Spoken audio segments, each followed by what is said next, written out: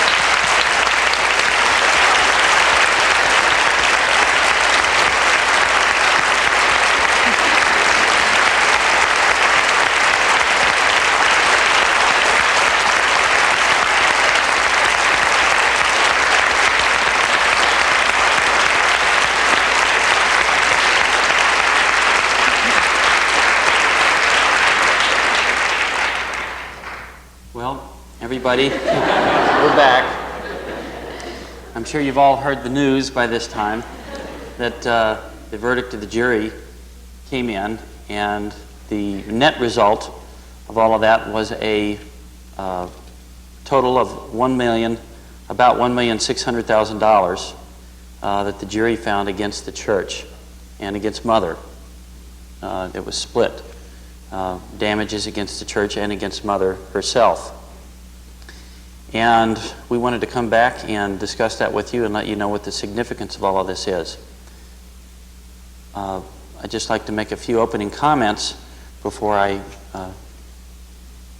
give the rostrum here to Ken to give you his perspective on it. But what I did want to let you know was that in our own private discussions with Ken just a few minutes ago, he was very apologetic about the outcome of the case. He wanted us to know how strongly he felt about it, and that he wished he could have done better. He wished that it would have come out zero, that there would have been no jury verdict at all against us.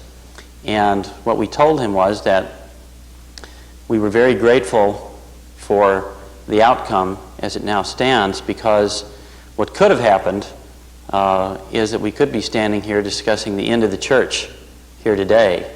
Particularly in light of what we have found out in having discussed this situation with some of the jurors. It's very obvious that the damages could have been, as one of the jurors put it, in the trillions.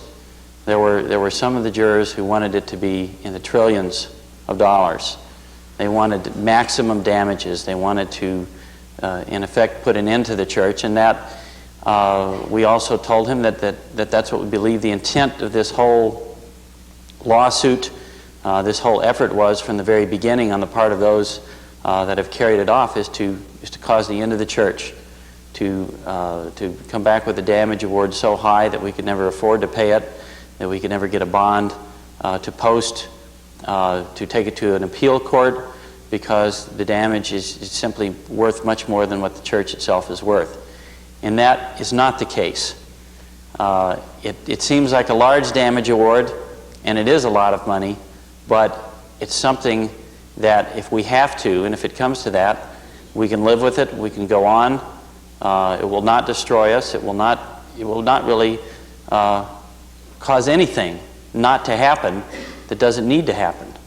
And I think that is really the greatest thing that we can give thanks for today, is the fact that we're here, we still have Camelot, we still have the inner retreat, and we've got a situation that is less than desirable, but there are options, there are things yet to be done. The damage award itself may never come to pass. There are possibilities for appeal.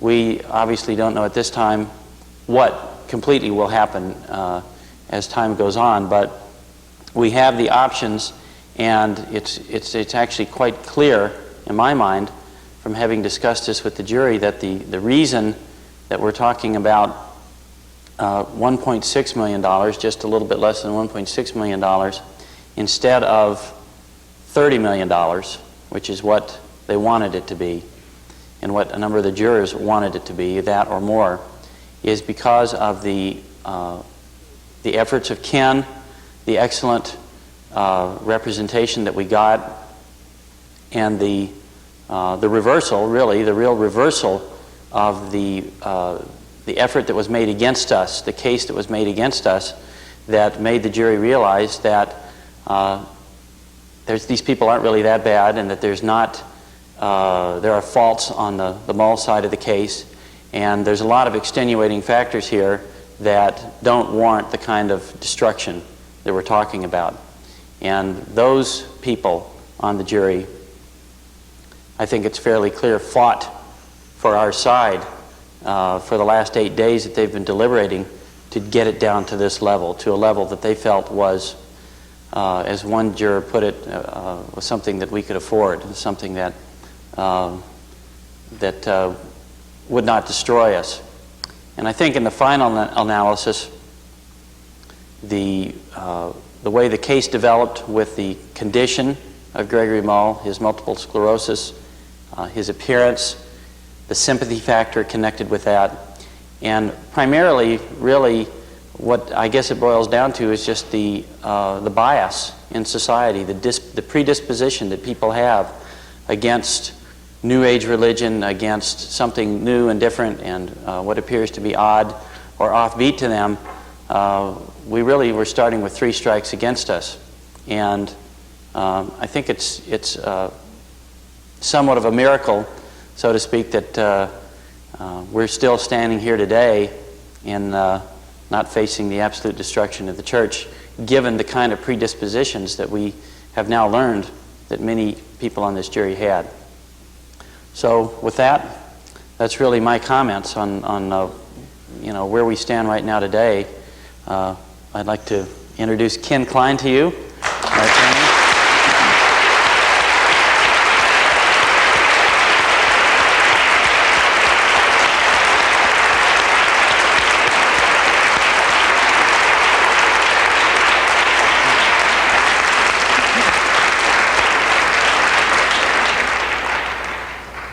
Thank you very, very much. I especially thank you for the welcome. It was something I didn't expect, and it's something I'll remember for a very, very long time. I've never had a verdict against me and walked in and had all these people clapping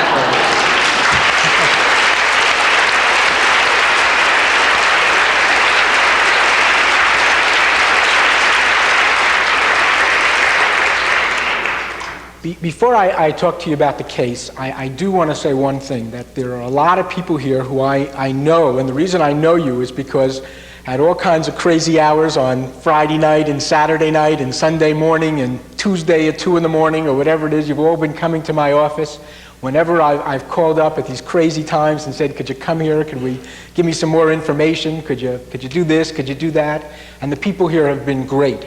And I've never ever had a client that did the kind of things that you people did. And I think that one of the reasons that I found it so very easy to be dedicated to this case and to work the kind of hours that we all worked was because all of you were so willing to do that yourselves. And I felt that if you all felt it was worth that, and if you all were willing to put in that kind of sacrifice, that the least I could do is be there and be ready to work with you.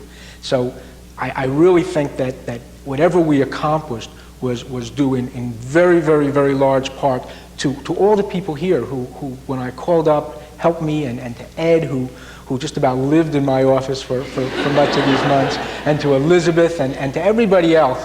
And I think that whatever we did accomplish, really, you all accomplished it. I helped you, but you all accomplished it.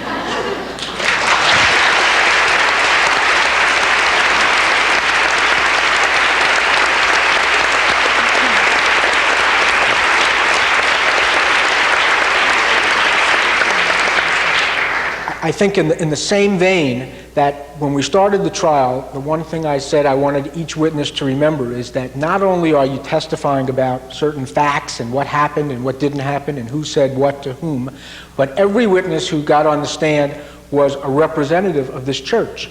And one of the things that we were accomplishing was to show this jury that the people here don't have horns and they're not a bunch of crazies, but that they're normal people like your next door neighbor, like yourselves. And that's what we wanted to show the jury.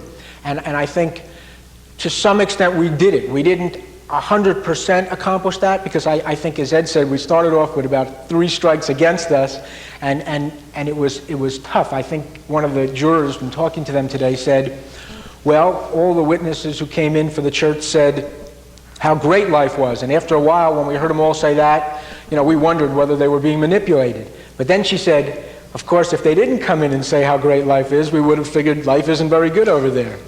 And she said, if you didn't bring any in, we also would have wondered why you didn't bring them in. So I guess it's the classic catch-22. But I do think that the people who testified were able and the kind of representatives that you all wanted, people who could come in there and express themselves and act in a manner that you all could be proud of them. And that also was very important in showing this jury that the church is not some kind of a crazy group that's any different from everybody else. You came in, you were people with families, with children, and with the same kind of problems they have, and I think that had a great effect on them. As far as the... No, I'm used to saying that. Oh, okay. What I'm used to, the reason I didn't want to sit down is that during the trial, the judge would always keep going like that and make me sit down. So now I just try to stand up whenever I can now that I'm out of this courtroom. This is also the first time in a long while that I've been able to speak for more than about 2 minutes without having somebody object and the judge sustain it.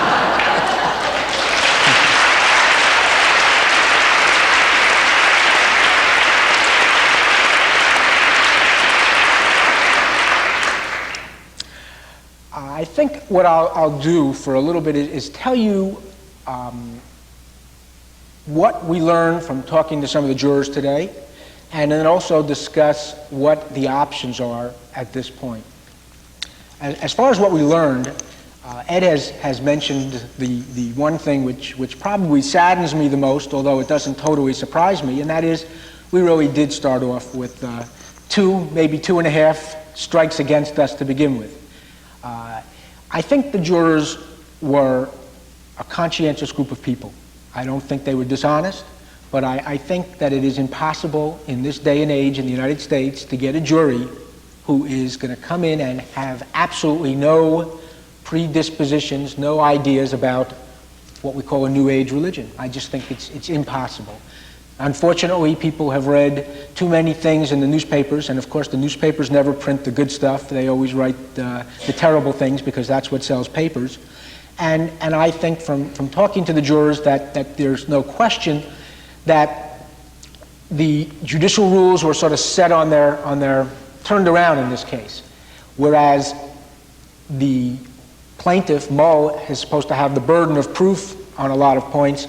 Instead, I think if there was no evidence on something, then we sort of got the short end of the stick. And again, I'm not suggesting that the jury didn't do their best, but I think it's just pretty much impossible to get a jury that is totally lacking any predispositions towards religions.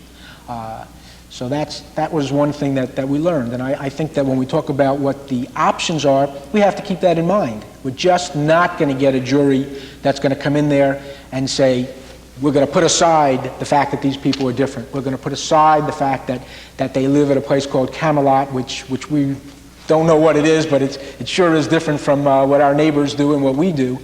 That's just not going to happen, and we're going to be faced with that again. And when we talk about the options, we've got to keep that in mind.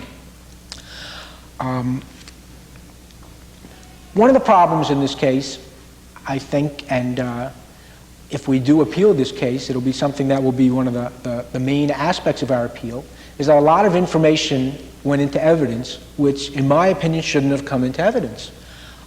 There were things by Randall King particularly, which tried to indicate that the church had done improper, illegal activities over the years he was here.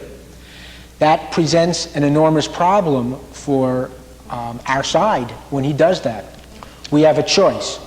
Do we try the other cases? Do we start bringing in witnesses and discuss all the claims he's made and instead of trying the case we're trying, try 3 or 4 others in addition to the one we're trying? Can we gain by doing that?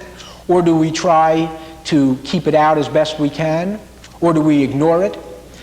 We did a little bit of each. To some extent, we tried to respond to some of the accusations. To some extent, we ignored them. And to a large extent, we objected and said they shouldn't come in. The judge allowed a lot of it in. I would question whether he was correct in that, and if we do appeal, that will be one of the main bases, that things came in which were really not relevant to deciding this case. And I think the legal theory, just so you can understand it, is that if you're having a case where you're trying somebody for one particular act, let's say a murder, somebody's on trial for murder. Now, if they robbed the bank last week, and if they beat somebody else up the week before, then the principles of our legal system is that you can't bring in the fact that they robbed the bank and the fact that they beat somebody else, because what happens is the jury ends up finding them guilty of murder, not based on the facts relating to the murder, but based on the facts of if they robbed the bank and if they beat somebody else up, then they probably committed the murder too. What the heck, let's just convict them. That's the same principle why if you start bringing in things and say, well, this church did an illegal act here and they did an improper act here, the jury is liable to decide, well, we're going to find them guilty in the Mull case, not because we have the evidence in the Mull case, but because we've been told they did this other act over here and this other act over here. And the legal system is very clear. You're not allowed to bring in those things because you don't get a fair verdict that way. And without going into all the details, in my opinion, in a number of instances, acts came in, accusations came in, which really didn't relate to this case. But in my talking to some of the jurors, they stuck in their minds. And it went to that problem that we faced from the beginning. We're different, we're a little bit, they don't really understand what the church is about, they're a little scared of the church. And when you throw in addition to the religion aspects that they're scared of and that are different, these veiled accusations of illegalities and improprieties, it just adds to that atmosphere. The jurors who I spoke to kept expressing the fact that they really kept it, they had to fight to keep the verdict low. We had some people who just, I guess their feeling was they wanted to take care of the church and put it out of business. I would have to think that anybody who felt that didn't really feel it so much from the trial as much as, again, part of a predisposition that would make them feel that. I don't really believe there was any evidence in this trial that justified that kind of a feeling, but when I hear that people on the jury were talking about trillions of dollars, I'm sort of shocked by that, and I think that, again, it's that those two strikes that we started against, that's what resulted in that. The idea of manipulation, the kind of things that we were fighting against in this trial, how do you prove that people are not manipulated? Every time we bring in some of you people, and I say, you know, you're people who are successful, people who are clearly intelligent, people who have college educations, but it's a difficult thing to prove. Every time I say, are you manipulated? Is anybody controlling you? And each witness would say no. Then they figure, well, you know, they're all saying no, I guess they must be manipulated. I spent hours, and in fact, in the beginning, I used to just ask questions. I'd say, are you manipulated? Do you do this? Do you do that? And the people would give an answer, yes, no, yes. And then I thought about that and said, no, I don't want to do that anymore. Now I'll ask more general questions and let each person give a little more of a spontaneous answer. But I think it's a difficult thing to prove that people aren't manipulated, because there's that feeling, if they're coming in, they're church members, then, you know, what do you expect? Here they are. We brought in a lot of ex-members. But then again, I guess they feel that if they're ex-members, that they still have some kind of a kinship and a contact with the church. And some of the ex-members said they still believe in the ascended masters, and they had no bad feelings toward the church. And I guess that gets turned around and says, well, gee, then, you know, they're just manipulated too. I guess what we had to find is were ex-members who hated the church who were going to come in and say that we were okay. And I was unable to find any of them. What really amazed me, and what I found as really a tribute, and I mentioned it in my summation to this church, is with all the members that you've had over the years, and we're talking about from 1974 when Mo first joined to today, that about 5 people came in to testify against the church. To me, I see that as an overwhelming statement of what not only the members think about the church, but even the ex-members, that they could only get 5 people. I would bet that if you took any church in this country, I don't care if they're an established church or if they're a New Age church or whatever, that you could always get at least that number of people to come in and testify about how terrible they are. And in this case, they got about 5 people, 3 of whom have lawsuits against the church. So I was never very impressed with this great outpouring that they were able to show the jury as to how bad this church was. And I think, as I say, that it really should have had a much greater effect on the jury, the fact that so few people were willing to come forward and say something bad about the church. One other thing that might interest you, in talking to a few jurors, they all said that they didn't believe a word Randall King said.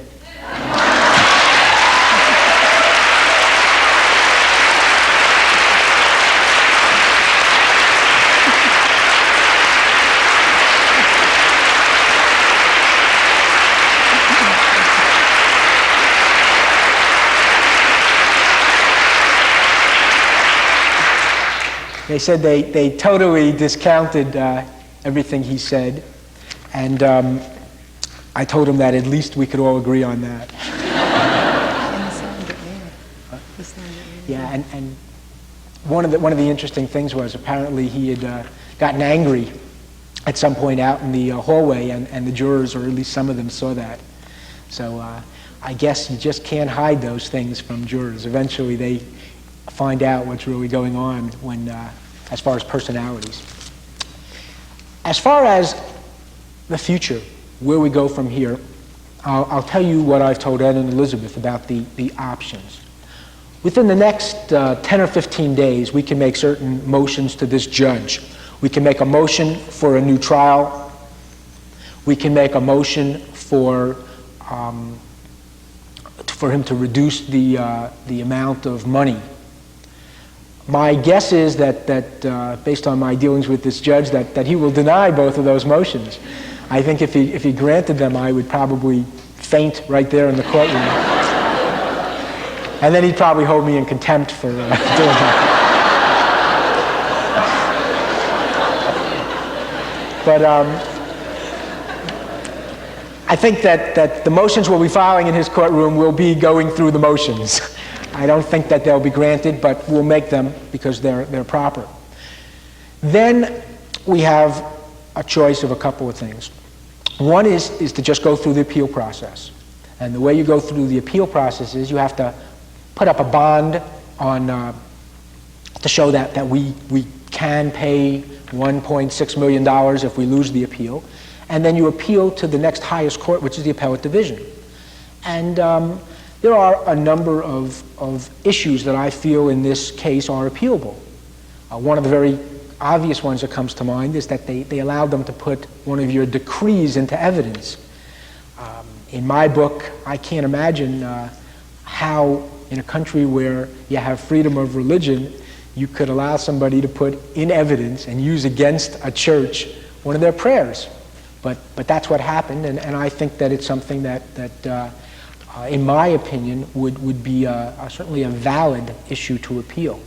As I said, there are also a lot of things mentioned by Randall King, these alleged improprieties and illegalities that I think a very good argument could be made should not have been put in evidence in this case, and their only purpose in being put in evidence was to prejudice the jury. They may not have found evidence against this church regarding Moe, but they might have take your choice. Any one of the other things that were sort of thrown in there certainly might have been the basis of a decision. So we could appeal. If we were to lose our appeal to the appellate division, we could then appeal to the Supreme Court of the state of California. And if we lost the appeal to the Supreme Court of the state of California, we could appeal to the United States Supreme Court. In view of the fact that this case does involve freedom of religion, you can go as far as the United States Supreme Court. That whole appeal process could take years if you actually went through the whole process. Literally years, 3-4 years. Nobody ever said that lawyers were very fast. Another possibility, and it's just a possibility, it's not something that's been discussed, is you could try to reach some kind of a settlement with the other side. What are the advantages of that? One is you get the matter concluded with. You don't have to sit around and wonder about it for 3 or 4 years. You don't have to pay me any more money for 3 or 4 years. You can just be done with it. If you did make such a settlement, you would certainly offer much less than $1.6 million because the other side is gaining and that they don't have to worry about a reversal and they would get their money sooner rather than 4 or 5 years down the line. That's simply an alternative. There really are no other alternatives because either you're going to pay it or you're going to appeal it. When I say pay it, I mean pay it through a settlement. And it's a decision that you don't have to make immediately because you can put you have to file your appeal within about 60 days. And once you put that in the motion, you really don't have to do anything for a good number of months. By the way, just so that you understand, when I say an appeal, that doesn't mean another trial right now. An appeal is simply you take the transcript of the trial that we've had and you go over it and you decide what you feel was improper, what shouldn't have happened. You then write a brief, and that brief goes to a panel of judges. They read it. They then usually will have oral argument where the attorneys will come in front of them and the judges will ask them questions and they'll make their decision. But the entire appeal process is based not on any new evidence or any new testimony. It's just based on the record of what's already happened. So this case is done as far as testimony. Arguments that we make from now on are going to be based on what's already been said and done and whether it was proper or improper for certain things to be in evidence. What happens if we win our appeal? If we win at any stage of the process, what I suspect would happen is another trial. Now, you might ask yourself, is that good or bad? And It certainly would be good in that it would totally wipe out the verdict of $1.6 million. The problem is that you could win, and you then have to go back, pick another jury, and have another trial. And you have to hope that you can do better at the next trial, which I cannot guarantee. I've certainly learned from talking to the jurors, and I'll try to talk to them even more and find out what we could have done to improve our case, to make it stronger. But we can't kid ourselves. We're always going to start off with these 2 strikes against us. And the other side also is going to learn. I'm sure there's going to be certain things that they would do different if there was a new trial. So those are the kind of things we have to consider when we decide, do we want to appeal, do we want to settle, and what are the options. I think that's about all I have right now, except once again to thank everybody for your support.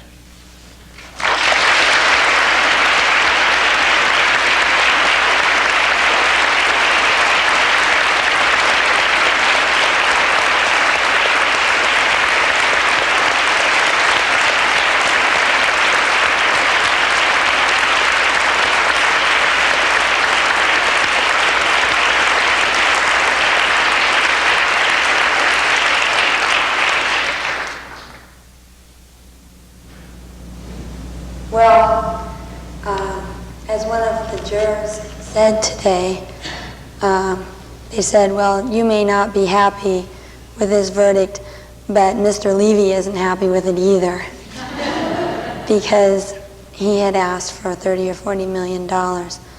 So it's true that the other side did not look overjoyed about the verdict.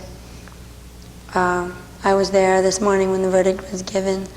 There were a number of people from the press there, and there was a TV camera there, and about 3 photographers. And out in the hall, the reporters were questioning Gregory Mall, and he was saying that he was going to use his money to expose the church further. And but they asked him if he was happy with it, and he said, well, not exactly. He wasn't jumping up and down either.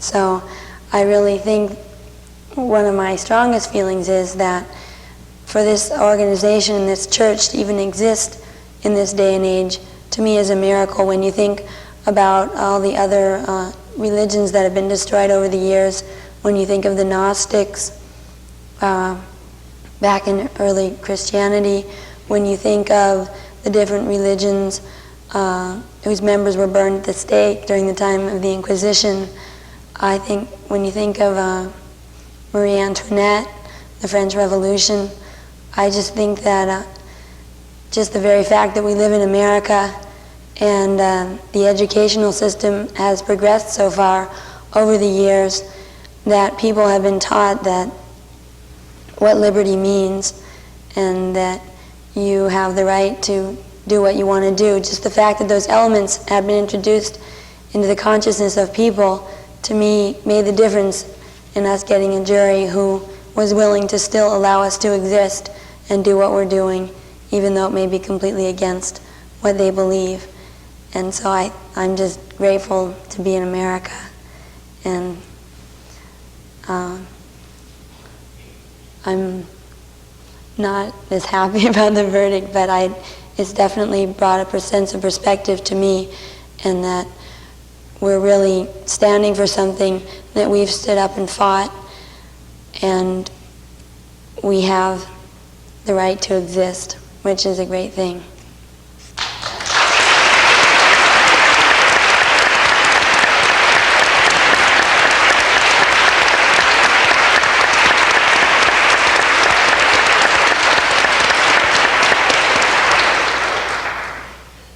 Speak, Mary Louise. Dieter and Mary Louise Simontowski, the leaders of our Calgary Teaching Center and directors of our Canadian movement, were with us every single day of this trial, and actually flew back and forth from Calgary to tend their business on weekends.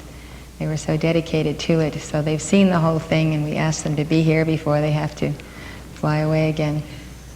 Well, it has been a great privilege to be here every week, to be in this courtroom, and to see Mother and Edward and Ken literally fight it out for us. And I'm just so grateful that there is somebody today, like Karen said, that there is an organization, and that I also can be in America where somebody can actually defend freedom of religion.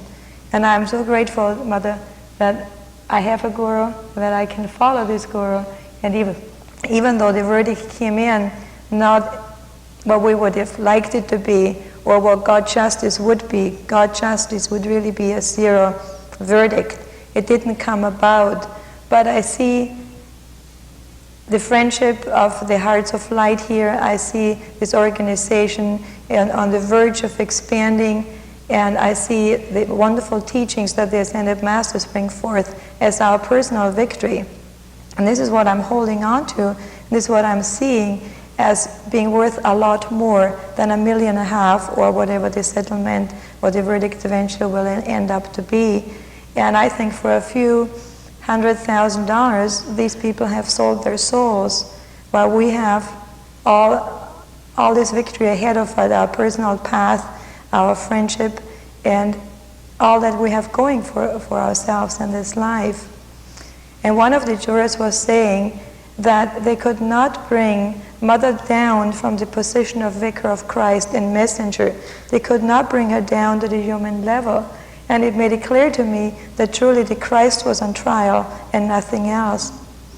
So I'm just grateful to be associated with Mother and Edward and this church here, and that I could be part of it. Thank you.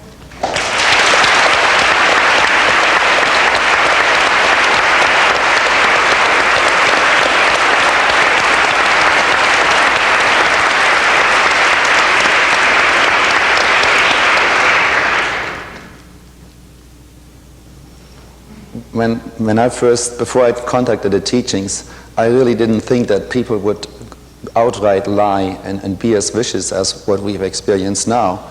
My first experience with that was in Calgary, when we got attacked in the press, and it became personal.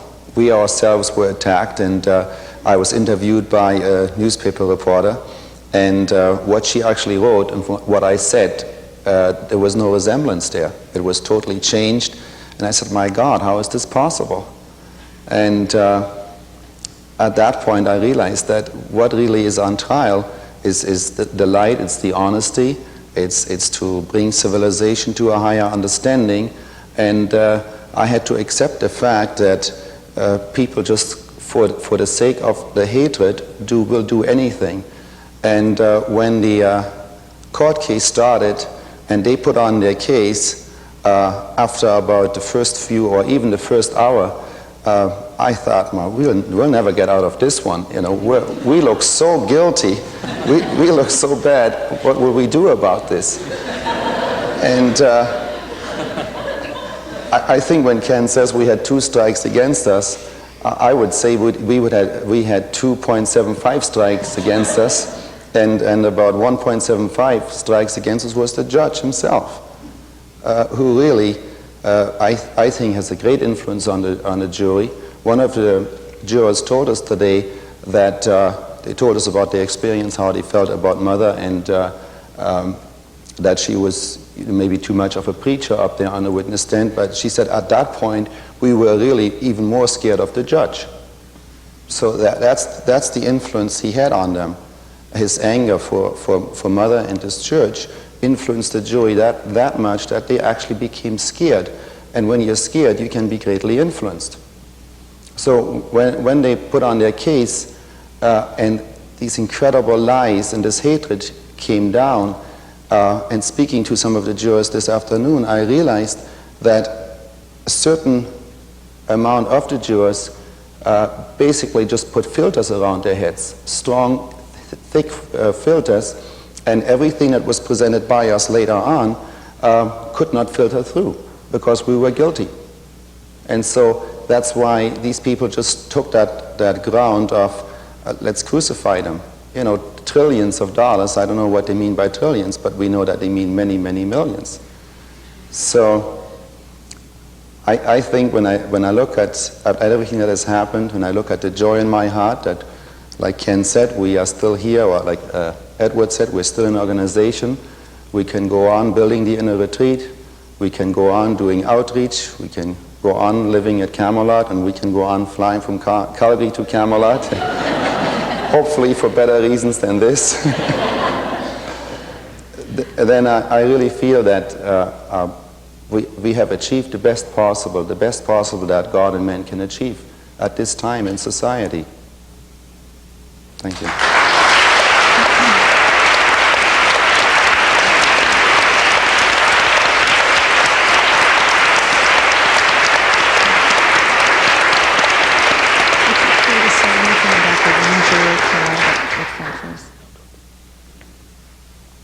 Something I simply wanted to add to this is when you take the court of public opinion and people in the world, you realize that each and every one of you has been the member of a world body of jurors. I have also. The first time you walked into a service, you analyzed, you looked, you assessed, you stayed a while. Perhaps the first thing you did was spend a few years reading our books before you came here. You're deep thinkers, you're seekers, you've been to many, many organizations before settling here, and you have made a judgment regarding this organization. And your judgment has been, this place is for me, if it's for 3 months for Summit University, or where I can raise my children, or where I can serve a while and learn a while. Whatever your conclusion, you have become convinced, not by me, a mere person, but by the Spirit of God you have found, but by your own heart contact, the fire in your own heart, your own inner witness. You have gone out of here filled with that light. You've spoken to others, and they have then become the juror. And they have sat and listened to you and weighed what you have said and weighed the evidence and looked at your life and your actions, and then maybe they've started coming to church, and then they have become the judge, and they have rendered their verdict. So it seems to me in all of this that a courtroom is a very jaded place. It's a place where only certain things get said, where all kinds of dimensions of the human aspect of our lives or the highest spiritual aspects are left out. And that the greatest opportunity God has given us today through Ken and the jurors who stood for us, and through Edward and all of you who were the witnesses, is that we can live another day, and that we are the true and lawful judges of this community as we see it, and we are free to tell that to the world, and they are also free to judge. And I'm grateful that we have a whole lifetime to be in the world court, because I think it's the fairest place to be, and that's my gratitude today.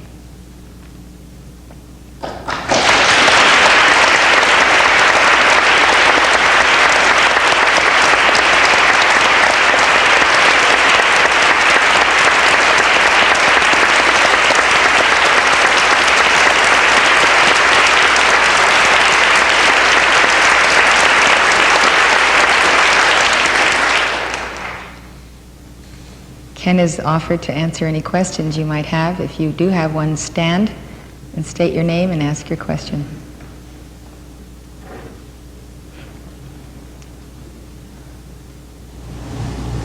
Ken, I wanted to ask you about the thing that shocked me the most in this trial is the blatant bias, prejudice of this judge. And to me, a judge is a referee. In any sports game, you demand a so-called unbiased referee, right? And I was wondering if the Americans just seem to accept this very easily. And at what recourse? I'd like to see him on trial, personally. I guess the nicest thing I could say is no comment. Maybe that says a lot. Let's just say that I think that there are a lot of cases that I've been involved in where I felt that judges were very, very fair and gave both sides an equal opportunity. And sometimes I'm involved in cases where I don't think that. And it's unfortunate. but there's nothing you can do about it. But it's not a trademark of the system. I think that by and large, most judges are neutral and will give you a very fair shake. But sometimes, especially when you get an emotional case that involves a church and religion and things like that, sometimes judges are people, and I guess it's difficult for them to keep their neutrality. And I just would say that it's not something that happens in every case, and when it does happen, it's unfortunate, but it does sometimes happen.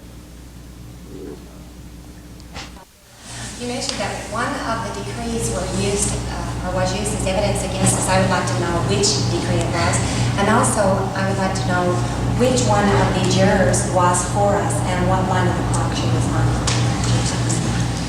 I couldn't hear the last part of your second question.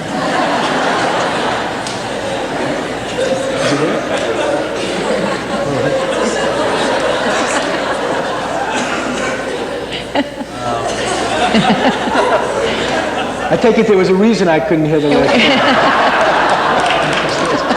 It has to do with the clock, the cosmic clock. It was the 10 o'clock line. 10 o'clock line. Well, I'll answer the first part. I still didn't catch the second part of that question. As far as which decree, it was a decree that had, I guess Ed or Elizabeth can tell you the specific name of it. There was more than one decree. But there was several. There was the insert on personal and planetary, what?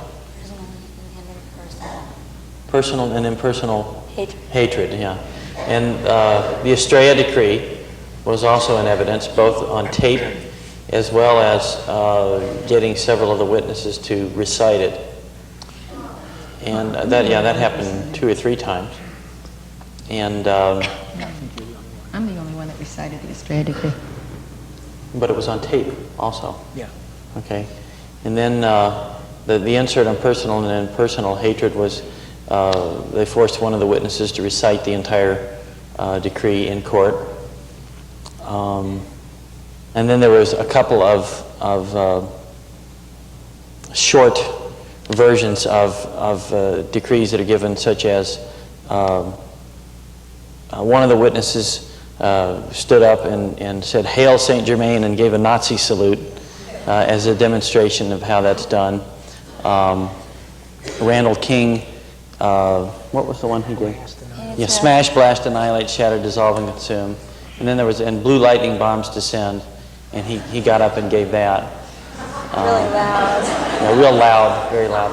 And then one of the attorneys, Lyle Middleton, read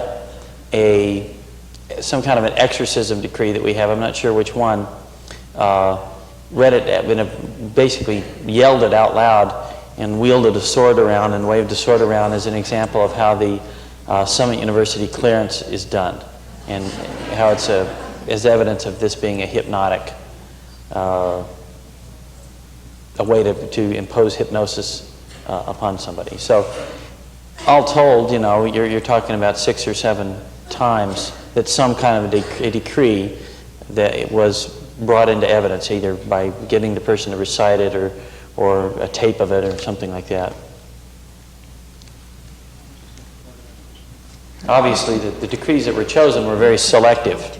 They chose only the ones that would appear to be strange and bizarre and offbeat to the jurors, and the jurors never got to hear anything that was, they didn't get to, for example, find out what the rest of our decrees are like, or what other decrees sound like, or what they may say. They only got to hear the worst possible presentation of what decrees mean and what they do, what they're like.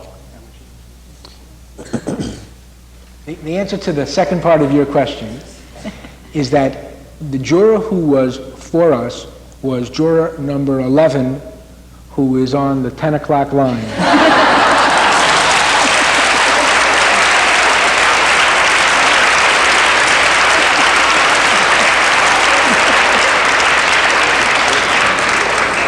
Let me say this, though, that you can't really say that there's only one juror for us, because typically in jury deliberations, and from what I heard, it was the case here, where there were a number of jurors who argued for us. As they get down to the very end, especially after a lengthy deliberation like this, there's a desire for a consensus, and some jurors who may have argued and been very strong for us the whole way, at the end might say, okay, I don't want to be out of it at this point, I'll go over with it. Once they see that it's done anyway, there's nothing they can do about it. I think it was admirable that juror number 11 didn't want to do that and didn't let him have a consensus, that she said no when they asked her if it was her verdict. But I would also say that probably, from what I heard, there were a couple of others, one or two others at least, who had strong feelings for the church, and as I say, sort of as a final consensus went over. Yeah, number 11 also, as Ed points out, was the foreman of the jury. What would have happened if she had not been for us, if all of them had been against us? Would there have been a different verdict? I would say if she hadn't been for us and all of them had been against us, the moving vans would be outside. Wouldn't have been very good. It would have been, I'm sure that she was, I know she was a very intelligent person, because we know their background when they become jurors. We can ask them about it. And I'm certain that with her intelligence and with her, she was, I believe, probably the most credentials, education-wise, in the whole group. I'm certain with her credentials and the fact that she was a foreman, that she was very persuasive for us, and that without her, we would have had a much more costly verdict. Yes. My name is James Peters, and the questions I have are, one is how, by us accepting this, the verdict as it stands and paying the fines, how would this leave us open to future possible actions from future individuals who might come forth, and how would this let us fare with, let's say, the press? How do you think, by us accepting this, are we claiming, then are we accepting the guilt that is associated with this? The second question is, how, it's my understanding we have an action with Randall King now, and how would this acceptance of this verdict of guilt affect that case? And then my third question is, how do you think a jury would have reacted under a non-biased judge? Let's say if we were to pursue this on the appellate level and take it to the point of standing behind this actual point of religious freedom and carrying it to its full point of measure and resolve. I'm glad you asked such easy questions. I'll take them one at a time. The first question, how would it affect us if we were to reach some settlement? Mull's situation, in some ways, is unique.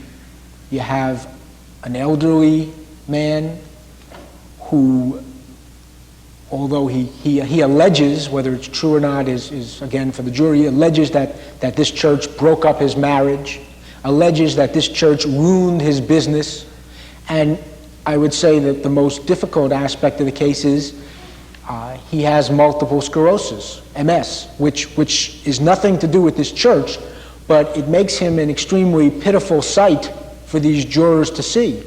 So you have a man who is claiming that this church ruined his life, and he can hardly speak. As a result of the multiple sclerosis, his speech is slurred. He has trouble walking, and it's extremely difficult to have that kind of a plaintiff.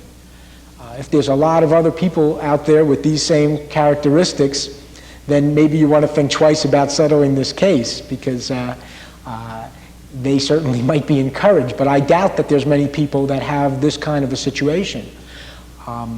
There's a tremendous feeling among jurors when they see somebody with a real physical handicaps like that, who's an elderly person.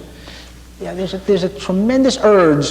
Let's give them something. Let's not send them away with any money. he's trying to tell them if they do, he's going to go, it was mentioned even during the trial, he has to go to Vons and eat out of the garbage bin because he has no money. So you get a tremendous amount of sympathy. It's a very difficult plaintiff, even questioning him, cross-examining him. It so happened that Moe had numerous inconsistencies in his testimony.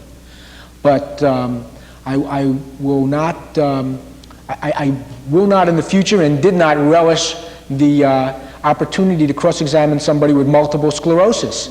It's very difficult to do. But have we not had such a biased judge in this particular case, and evidence pertaining to his particular disease, and proper witnesses which were brought forth, but were not allowed to have their testimony presented? Could not that have been established that this individual, this was something that could not even be associated with his particular physical state of being? I would say that it is very, regardless of what judge you have, when you're dealing with a New Age church on one hand and a plaintiff like Moe on the other with his disabilities and his problems, it would be extremely difficult to come out zero. Even if we had the fairest judge in the world. As you get a judge who is making rulings against you at every opportunity, preventing you from bringing in things you want to bring in, allowing the other side to bring in things that they want to bring in at all costs, denying all your emotions, granting all their emotions, it just adds to that problem. But when you ask me, getting back to your first question is, which is if you settled, what would be the result or the ramifications to other lawsuits? I don't know that there would really be any, because Moe's case is so unique. For example, you have, as you mentioned, the Randall King lawsuit. Well, that is a horse of a different color. Maybe horse is not the right word. maybe jackass of a different color. But Randall King, when he brings his case to court, he is a relatively young person. He's in good health. He just can't present that kind of a picture to a jury. He has. It would just be a totally different ballgame, and I think that there are no other. I doubt there are other cases out there in the same situation as Moe. And if they are, they're going to bring their cases, because any lawyer is going to tell them that anybody in that kind of a situation is going to have a big advantage. So I guess the answer to your first question is I don't know that settlement of this case, as far as other cases, I can't see it really being a problem. As far as the press is going to write about you whenever they can write something bad, they will. Whenever they can write something good, they probably won't. So you'll be news for a little while regardless of what you do. And if you pay the money, I doubt that you'll really be big news at that point if you make some kind of a settlement. The way you would settle a case like this, if you ever did, is you would have some kind of a private settlement, and part of the terms of the agreement would be that neither side can divulge what the agreement was. And that's one way to prevent the press from at least getting all the facts. Now, sometimes there are leaks and things like that, but I don't know that you're going to be in any worse shape with the press if you were to settle the case than if you went forward. And you can simply say, you would make some kind of a statement to the effect that appeals process is a lengthy process, it's a costly process, and the church felt that it was better to just get this out of the way and get back to being a church and stop having lawyers come over here every day and take all your time. You'd rather pray than be preparing for trial all the time. So I think it could be handled if you wanted to do that. As I say, it's difficult options. You have to really think about it. I do think that you have a good appeal, but the concern is, even if you win your appeal, do you really want to go through another trial like this? And I think that a lot of you, especially those of you who took the stand, know that it's certainly not any fun to get up on that stand and be cross-examined. And you have to decide, do you want to put your church on trial again, which is what it would involve if there's another trial.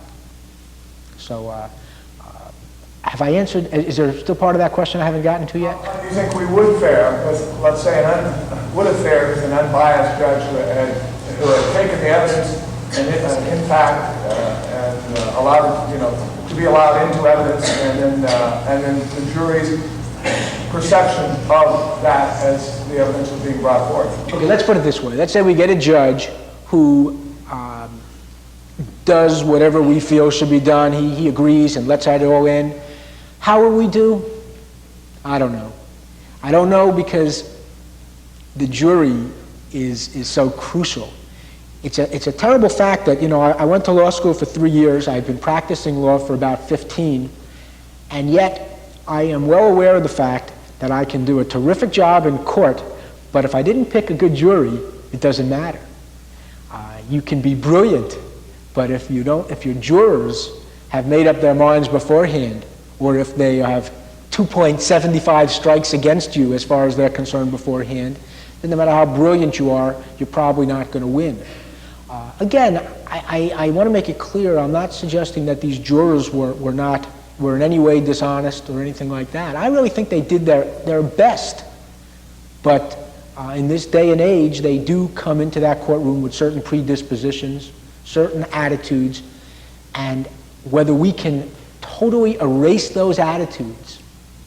And one of the things that happens, for example, in this trial, which is just devastating, and it happened, and it's one of the things that I would probably base my appeal on. All of a sudden, there's a reference to Jonestown. Now, you can imagine how devastating it is to our case to just raise that specter. I think it's improper. I think it shouldn't happen. But it can either be raised like it was in this case, where the other lawyer mentioned it, or it can be raised just because one of the jurors remembers reading about Jonestown, or it comes up in voir dire, which is what happens when we pick our jury. So my point is that there's a lot, it's like going through a minefield. I can't tell you that we would win if we had a perfectly unbiased judge. I don't know what would happen. I think I think we'd have a chance, but I can't say we'd win, and I don't want to say that. The judges, an unbiased judge, would have perceived the conduct of an individual, such as leading and the leading things that he brought forth, in such a light that would reduce much of his, let's say, his punch, with such slang, with such remarks as Jonestown or this or that. I mean, don't you think it would have been, if it hadn't been for the judge saying, well, we're not, his not objecting to these types of statements, let's say, don't you think that, an attitude... It's difficult, because remember, to some extent, I don't even know if it's totally necessary to even mention Jonestown. I think that the American public is still very much aware of that. Secondly, there's an old saying in the law that you can't unring the bell once it's rung. The idea being, once somebody mentions Jonestown, and sometimes it comes up even in this trial, I think it came up, I know it came up in the questioning of the jury. One juror said, well, I don't want to be a juror in this case because I had a relative at Jonestown. Bingo. The magic word has been raised. And at that point, there's not much a judge can do. He can say to the jury, Jonestown has been mentioned. I now tell you all, forget it. Disregard it. Sometimes, as a lawyer, I feel that when very prejudicial things are raised, it's almost better for me not to object and not to go to tell the judge to make such a statement, because all I do is have it said again, and if a couple of my jurors might have been sleeping while it was said the first time, they'll certainly be awake when it's said the second time. So that's the problem. That's the problem, that there are certain things that regardless of what kind of judge you have, that are going to come out at a trial like this, which are going to be difficult for us. Certain images. And the judge together was something that was just almost unbelievable for you to experience or witness in this same courtroom. I think that, I don't know that I'd say the combination was unbelievable as much as, I would not rule out that if we had another trial, I would not rule out that we could win. I simply would say that you all have to understand that it would be difficult. We need the right jury. I'd be more interested in getting the right jury, and to some extent, it just happens to depend on who happens to be in the box that day, who happens to come in, how they answer your questions, do they tell you the truth? There's a lot of factors involved here, but I would not rule out that no matter what Levy does, and even if we don't get the perfect judge, I wouldn't rule out that we could win. I would stress that it would be difficult. If 11 out of the 12 were so adamantly against us, or at least so strongly, and if they're talking about trillions of dollars, that in a retrial you stand a chance of a much bigger judgment, and it seems like it's a pretty valid chance, what would you say about that? Well, okay, first, it wasn't 11 out of 12 that were strongly against us. It's clear that there were a number who were for us. Remember one thing, you have different issues that the juries, there are different causes of action, and there are different breakdowns on those causes of action. From what I heard, on some of the causes of action, they were all very strongly for us. It was on certain ones that they were not. Now, and even the ones where they were not, from what I can gather, it wasn't 11-1. For a long time, it might have been 8-4, with 4 people arguing, if not nothing, at least a very low sum, as opposed to the very, very large sums that others were arguing. So it wasn't that 11-1. Now, you say, well, gee, if we have a retrial, won't it be the same? It depends on what gets into evidence. That's really very important, because to the extent that a lot of these extraneous things get into evidence, I have to believe that some of those 8 people who were very angry and wanted trillions, not so much based on the evidence, in this case against Mo, but based on the fact that they concluded from some of these other things that were raised, specters raised of illegalities, of improprieties. From those, they concluded this church is just a bunch of bad people, and I want to get rid of them. I want to take care of them. So to the extent that we can get rid of that, and if we did get this case reversed on it and went back and they weren't allowed to do that, we might be able to get a whole different image of the church. We were always fighting an uphill battle. We were always trying to prove that the church was not a bunch of crooks, that the church wasn't a sham, that the church wasn't always out to cheat people.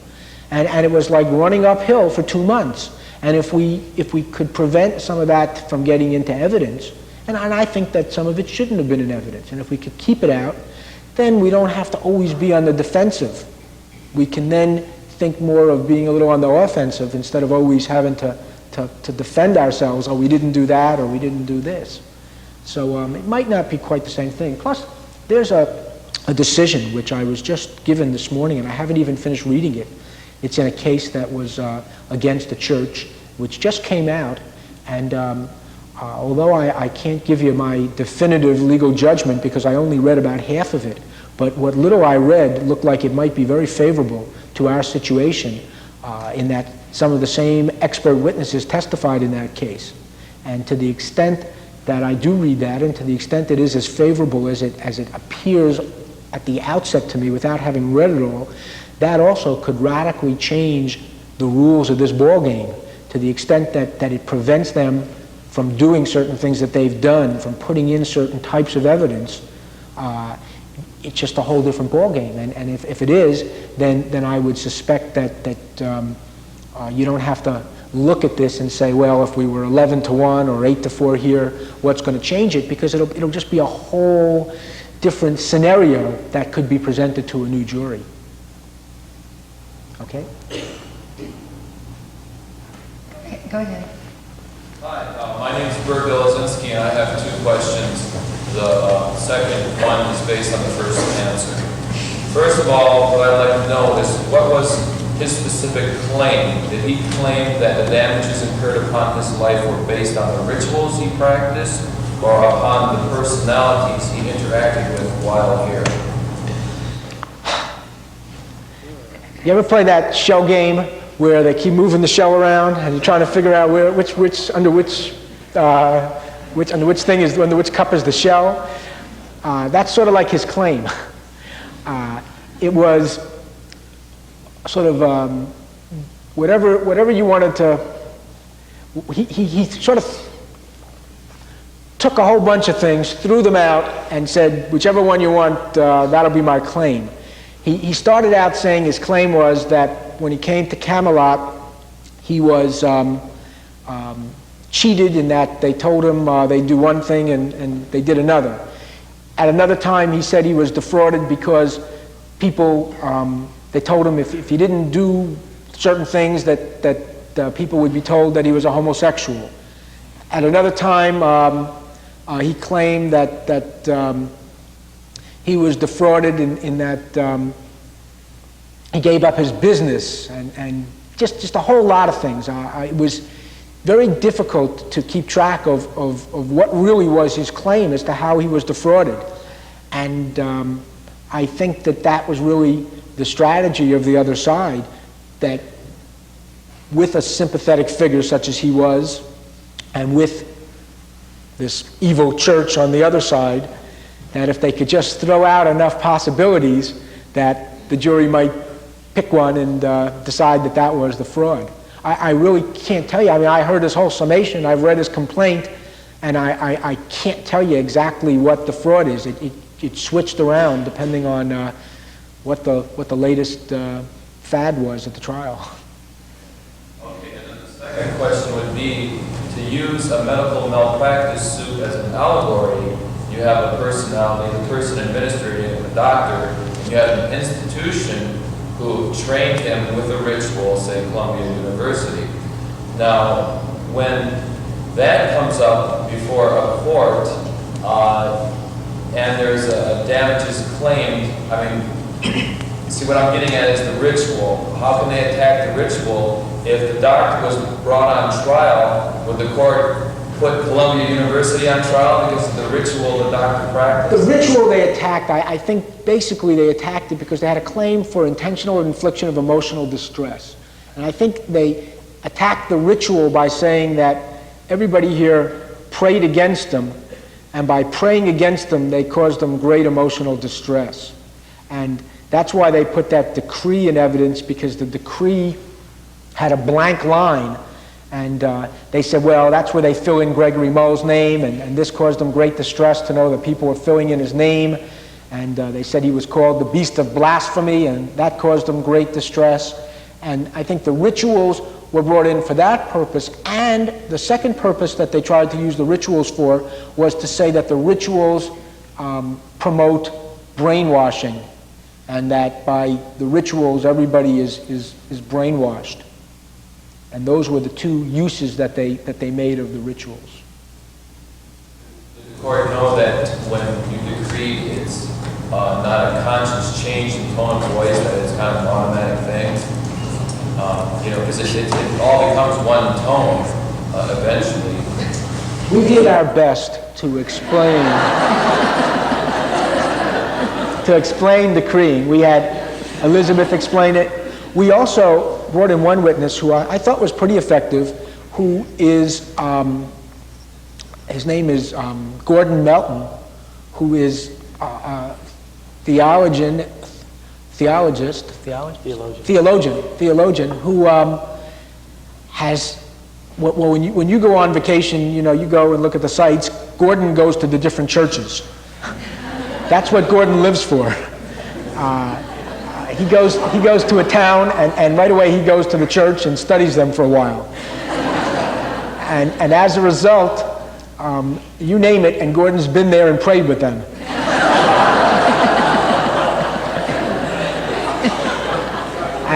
And we brought in Gordon to testify that what this church does, while if you take all the different rituals you have, they may be unique to this church, but if you break them down individually, they're nothing new from what other churches are doing and have done since the beginning of time.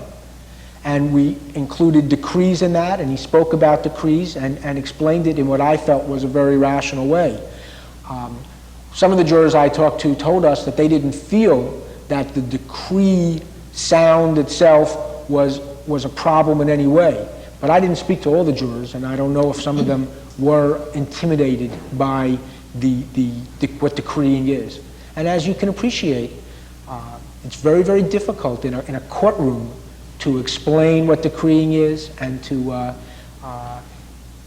make it so that it doesn't sound like some sinister type of action.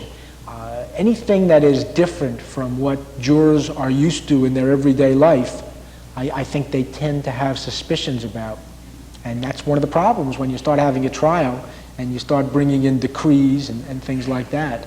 And that's why the Supreme Court has made its rulings that you're not supposed to be doing that, because you're not really trying the case then, you're just trying the religion. And that's one of the things that we argued about unsuccessfully. Thank you very much, and thank you for being our most important freedom fighter.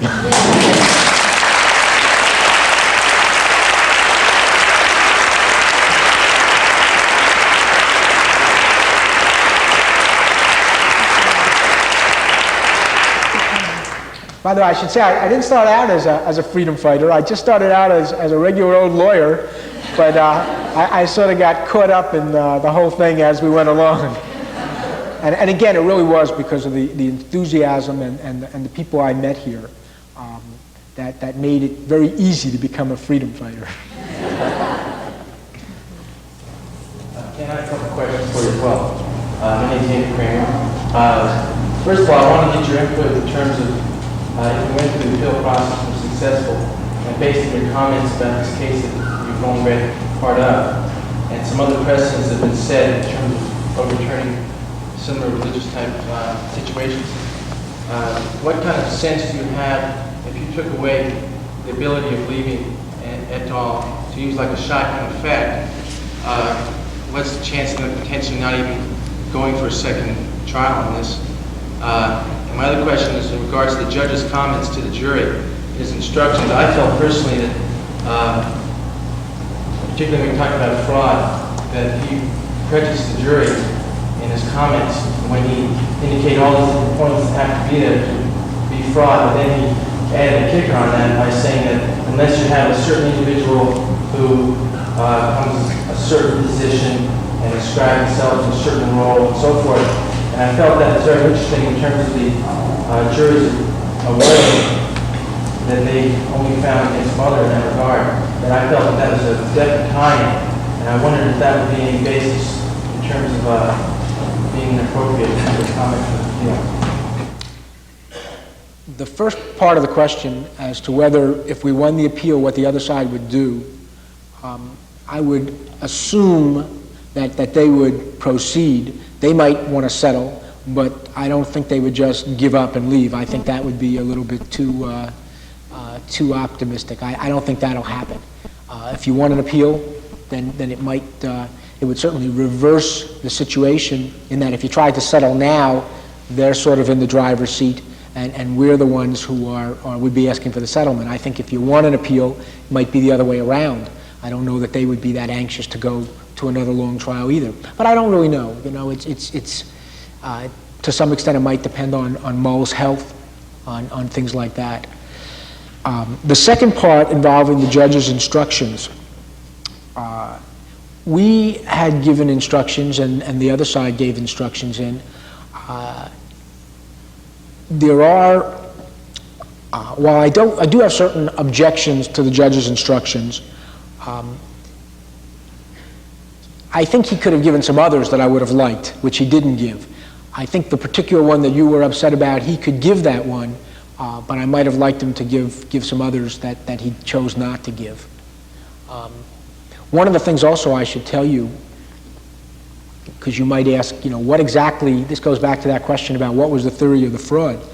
One of the things we prepared was a list of questions for the jury to answer.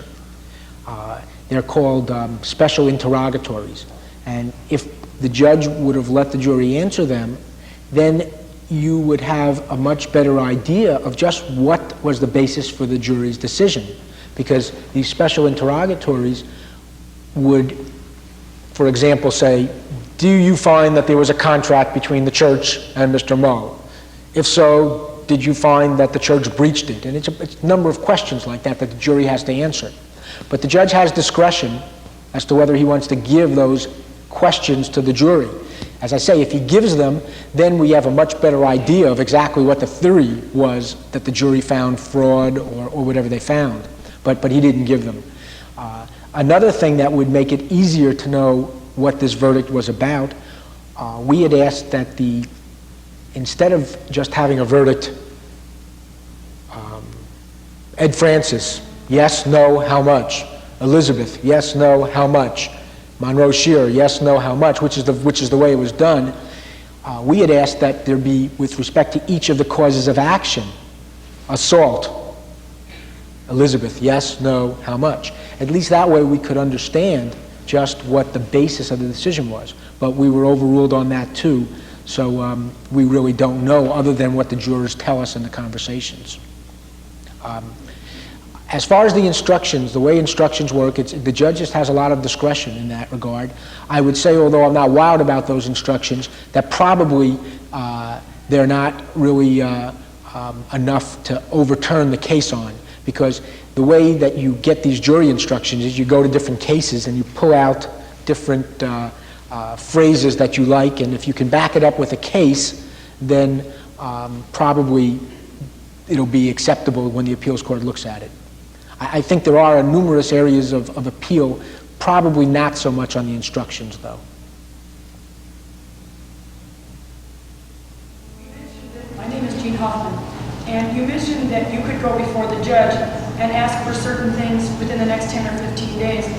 And one of the things you mentioned was that you could ask him to lower the award. Is that also an option that they have, that the award would be increased? Yes. But yeah, they can ask him to increase it, but the problem is that the way it works is we would go in and say, Judge, we would ask you to lower the award, and if the judge agreed, he would say to the other side, either you agree to a lower award or there's going to be a new trial. Now, they really can't, they don't want a new trial, I would assume. I assume that the award is high enough that they wouldn't want that. So I doubt that they'll go in and make any motions to him. It'll really be us. I have 3 questions. One is, if Gregory Moore didn't have his disease, do you think there would have been a different verdict? The first question, for those of you who couldn't hear, was if Gregory Moe didn't have MS, multiple sclerosis, do I think there would have been a different verdict? If Gregory Moe were healthy, if he were in the same health that he had been when he was a member of this church, I think that there would be a very strong case that we could have presented that might have won the whole thing for us. I would feel much, much, much better about it. In fact, when I took his deposition, which was, I guess, about the end of 1984, he had not had his second stroke at that point, and he was much healthier at that point. And at that point, I felt that even though he was certain physical disabilities he had, I felt that they weren't that bad that it would be that much of a problem for us. But he then had another incident that really radically affected his ability to speak and to walk and things like that. And I think it had a major effect on the way the jury looked at him, on the way that what we could do as far as cross-examining him. It's very difficult to call somebody to suggest someone's lying when they're in that kind of a physical state. It's just you're just playing with fire. It's very difficult. I thought you had 3. What, I answered 2 at the same time? This one is just sort of a curious one. I was wondering if it would help to use reverse psychology on the press to get them to tell the truth. The question was, would it help to use reverse psychology on the press to get them to tell the truth? I think that they haven't been telling the truth for many, many years, so I don't know that... I think that the only thing that appeals to the press is to sell newspapers. Whatever sells newspapers is what they will do. I think that's what it boils down to. And if the Truth sells newspapers, I think they'd print it.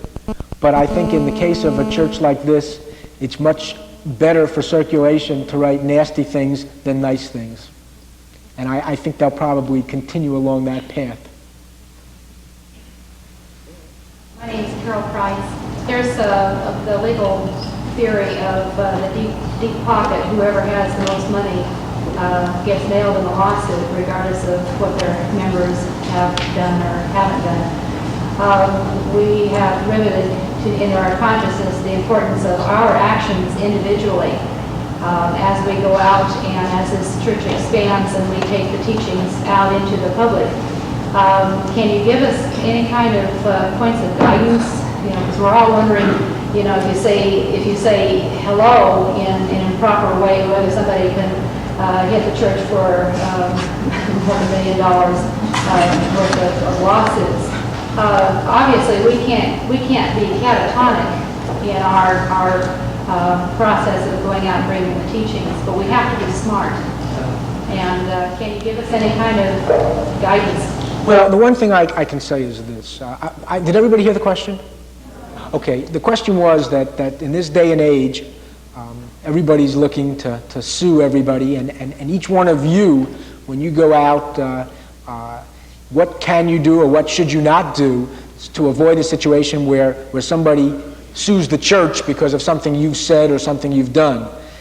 It's sort of the theory of the deep pockets, that if you say something and you're a member of the church or you're representing the church, then somebody will go and sue the church. And what can you do to prevent that?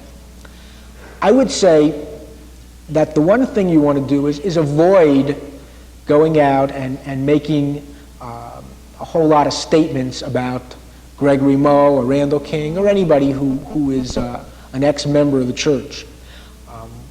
You can express your own opinions, but you don't want to go out and make public statements about anybody that someone then can try to sue you for defamation. I don't want you to think, though, that you can't express your opinion, as long as you make it clear that you're expressing your opinion and you're not necessarily expressing the views of the church at any time. But in this world, it only costs about $50 to file a lawsuit. So I really don't know what to tell you, except the other thing is that if you do ever say anything about somebody, as far as them suing you for defamation or something like that, truth is an absolute defense. So just make sure if you do ever say something that it's true, and it's something that you know to be true. And that's the best advice I guess I can give you.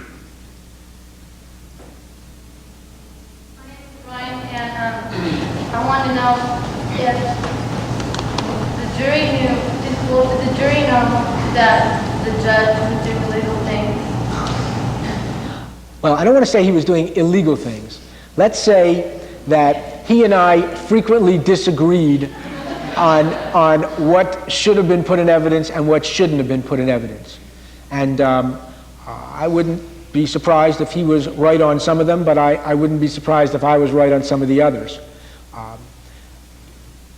The question as to whether the jury knew, in my speaking with the jury, I think that the jury clearly felt that the judge was being very tough on us, that most of the rulings went against us. I think that it's very difficult for a jury not to believe in the judge. The judge is an authority figure. He's somebody who, I think you grow up learning judges are fair, they're impartial. And while I think it became clear to the jury that we were losing a lot more than we were winning, I think some of them might have felt that we weren't getting a fair shake, but I'm sure that there were others who felt that either we were getting a fair shake, or if we weren't, it was because we didn't deserve to get a fair shake. I'm sure that some felt that if the judge wasn't being fair to us, it's because we didn't deserve it. And that would be my guess. One more question. If you do go to the appeal process And in that process, Gregory Mall, because of his condition, goes to a different plane of existence. What happens then? Is it verdict stand, or do you... Gregory Moe passes away during the course of... I just wanted to be sure you weren't using a word of art that I wasn't familiar with.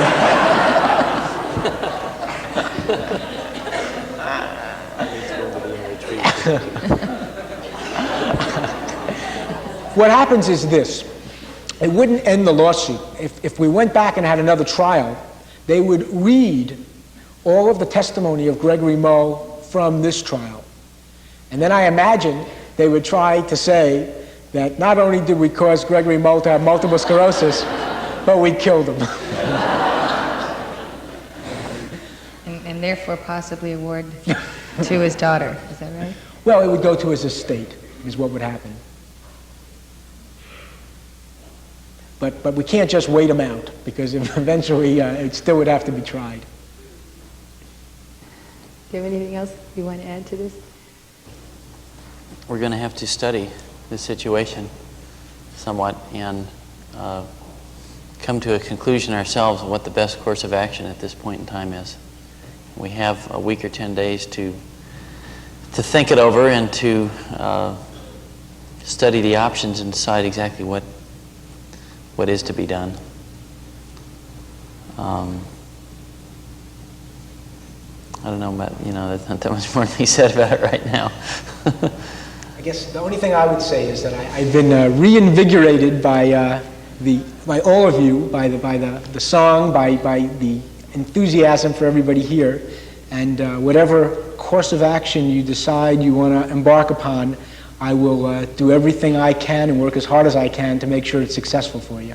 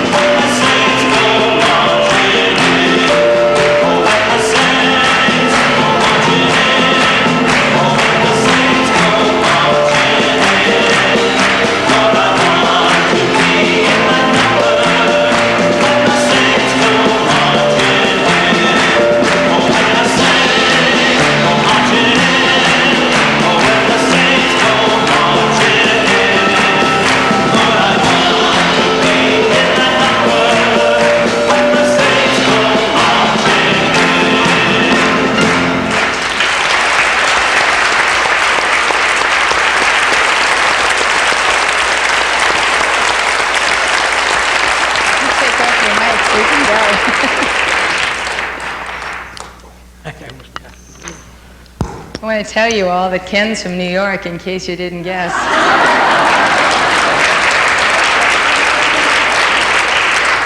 I never would have known. We got one more song to sing to you from old New York. From George M. Come on here.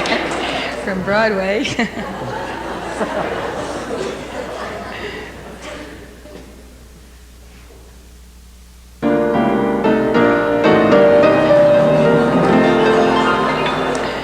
Did you ever see two Yankees part upon a foreign shore, when the good ship's just about to start for old New York once more? With tear-dimmed eye they say goodbye, they're friends without a doubt, when the man on the pier shouts, "Let 'em clear!" as the ship strikes out. Give my regards to Broadway, remember me to Harold Square. Tell all the gang at 42nd Street that I will soon be there. Whisper of how I'm yearning to mingle with the old time throng. Give my regards to old Broadway and say that I'll be there ere long. Say hello to Hero Coney, if there you chance to be. When you're at the Waldorf, have a smile and charge it up to me.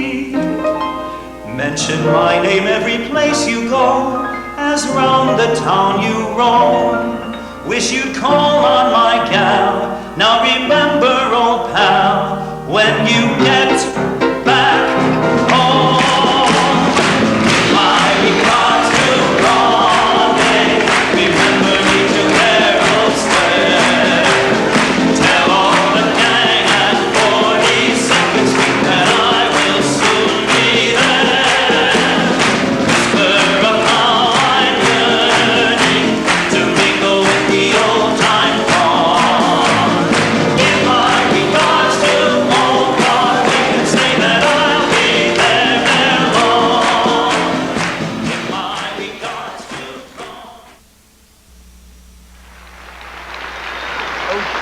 Do look around you, my lady. Camelot is unique. And we have, by far and away, the most equable climate in all England, ordained by decree. Oh, come now. It's true. It's true. The Crown has made it clear. The climate must be perfect all the year. A law was made a distant moon ago here. July and August cannot be too hot. And there's a legal limit to the snow here in Camelot. The winter is forbidden till December and exits March the 2nd on the dot. By order, summer lingers through September in Camelot. Camelot. Camelot. I know it sounds a bit bizarre, but in Camelot, Camelot, that's how conditions are. The rain may never fall till after sundown. By 8 the morning fog must disappear. In short, there's simply not a more congenial spot for happily ever aftering than here in Camelot. Camelot! Camelot. I know it gives a person pause. But in Camelot, Camelot, those are the legal laws. The snow may never slush upon the hillside, By 9 p.m., the moonlight must appear. In short, simply not a more congenial spot for happily ever aftering than here in Camelot.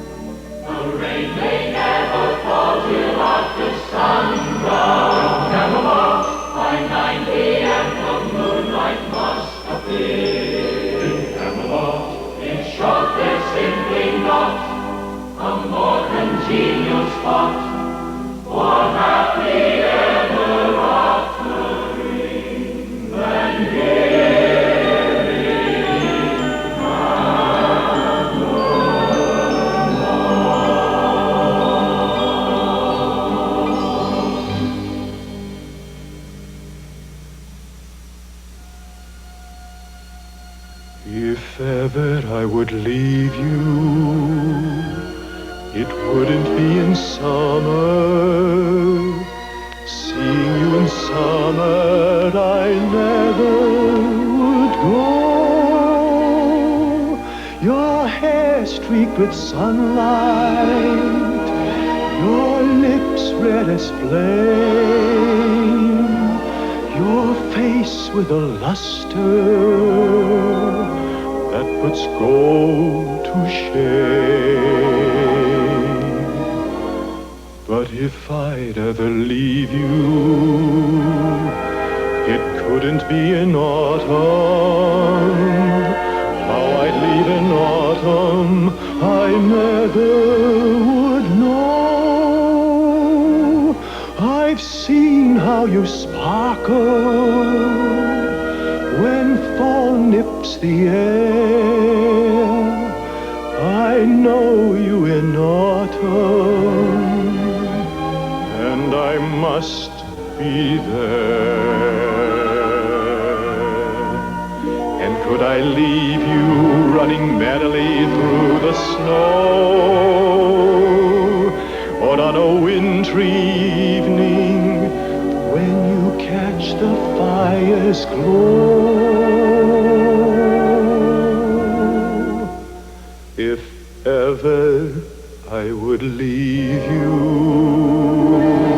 how could it be in springtime, knowing how in spring I'm bewitched by you so? Oh no, not in springtime, summer, winter, or fall.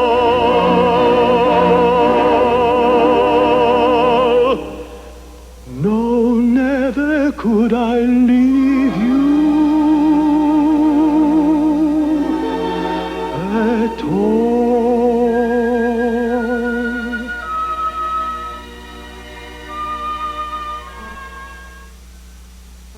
Each evening from December to December, before you drift to sleep upon your cot, think back on all the tales that you remember of Camelot. Ask every person if he's heard the story, and tell it strong and clear if he has not. that once there was a fleeting wisp of glory called Camelot. Camelot, Camelot. Now say it out with love and joy. Camelot! Camelot! Yes, Camelot, my boy. Where once it never rained till after sundown. By 8 a.m. the morning fog had flown. Don't let it be forgot that once there was a spot for one brief shining moment that was known as Camelot.